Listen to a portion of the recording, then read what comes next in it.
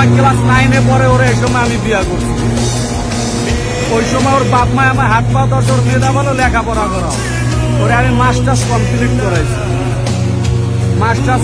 করাইছি। ওরে কম্পিউটার কিনে দিছি, ল্যাপটপ কিনে দিছি, ওরে ফিনিশিং এর কাজ শিখাইছি। আমার পোলার বয়স 9 বছর, এখন ও লাখ লাখ টাকা কামাই করে না।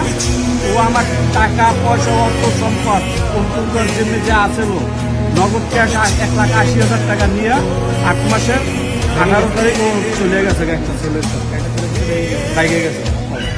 এখন ওই ছেলে দেখা যাইতেছে দিবেন আপনাকে, ও বলতে আছে যে আমার ছেলে তোমারে দিব, কে দেবো না, ঠিক আছে তার ছেলে যাইব, ছেলের সাথে দেখা করায় না।